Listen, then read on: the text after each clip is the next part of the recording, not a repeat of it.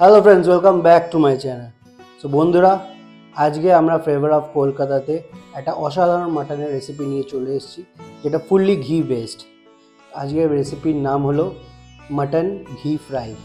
So এই রেসিপিটার জন্য আমি এখানে মাটন রেডি করে রেখেছি, একটা স্পেশাল মশলা বানাবো, যেটা আমি সাইডে দিয়ে দেবো কী কী ইনগ্রিডিয়েন্টস দিয়ে বানাচ্ছি এবং প্রসেসটাও দেখাবো।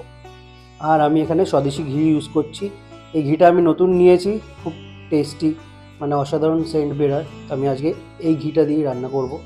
আমার এখানে একটু দই লাগবে, পেঁয়াজ লাগবে, ধনেপাতা লাগবে। তো আমি প্রসিডিওরটা শুরু করছি, স্টে টিউন। এখানে আমি পেঁয়াজগুলোকে কেটে নিচ্ছি ভালো করে, আর এখানে ধনেপাতাটাকেও কেটে নেব। তো বন্ধুরা, চপিং হয়ে গেছে। এবার আমাদেরকে এই মশলাগুলো ড্রাই রোস্ট করতে হবে। চলো আমরা এখন রোস্ট করতে যাই। এখানে দেখুন রোস্ট করে নিচ্ছি হালকা নুন দিয়ে। তো রোস্ট করে নিয়ে চলে এসেছি। এবার আমরা গ্রাইন্ডারে গ্রাইন্ড করে নেব, এবং এরকম একটা দারদারা পাউডার বানাবেন, একদম মিহি পাউডার এটা বানাবেন না। এবার একটা প্রেসার কুকারে জল দিয়ে নিচ্ছি, এবং মাটনটাকে আমরা 4 থেকে 5টা সিটি আমরা মারবো, যাতে আমাদের মাটনটা 60% কুক হয়ে যায়। এবার একটা কড়াইতে ঘি দিয়ে দিচ্ছি। পুরো রেসিপিটাই কিন্তু ঘিতে রান্না হবে। আমি এখানে 5 থেকে 6 চামচ ঘি দিয়েছি, এবং মাটনগুলোও দিয়ে দিয়েছি। মাটনগুলোকে হালকা করে ফ্রাই করে নিচ্ছি। মাটনগুলো কালার চেঞ্জ হয়ে গেলে হালকা দিয়ে দেবো পেঁয়াজ, এবং পেঁয়াজটাকেও ভালো করে ফ্রাই করে নিতে হবে এই ঘিতেই। দেখবেন পেঁয়াজের কালারটা চেঞ্জ হয়ে গেলে এখানে আমরা দিয়ে দেবো এবার আদা এবং রসুনের পেস্ট। ভালো করে কষিয়ে নিতে হবে এখানে, যতক্ষণ না আদা রসুনের কাঁচা গন্ধটা চলে যাচ্ছে ততক্ষণ আমরা এখানে কষাবো। এবার দিয়ে দেবো মাটন স্টু, এবং আবার কষাতে হবে। এই পুরো জলটাকে আমরা ঢেকে ঢেকে কুক করে টানিয়ে নেব। তো আমরা এখানে আধ ঘন্টা এই ঢেকে ঢেকে রান্না করে নেব।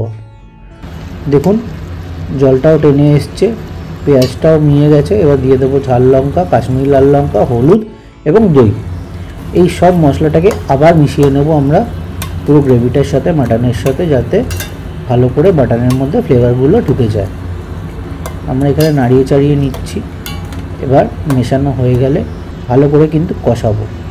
দিয়ে দিচ্ছি স্পেশাল মশলাটা, এটাও আমরা কষিয়ে নেব ভালো করে, যাতে মশলার ফ্লেভারগুলো মাটনের মধ্যে ঢুকে যায় এবং গ্রেভিতে।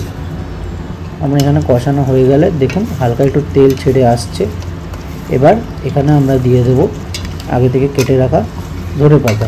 তো আমি এখানে কষানো হয়ে গেলে দিয়ে দিচ্ছি ধনেপাতা।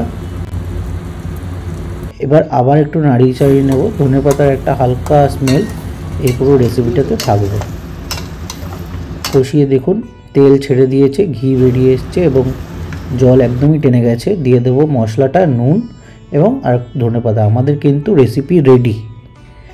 সো এই রেসিপিটা কিন্তু পুরোটাই ঘি বেসড এবং অসাধারণ দেখতেও হয়েছে। প্লেটিং করে নিচ্ছি, ঘি দিয়েই প্লেটিং করেছি, এবং টেস্ট করেও বলছি।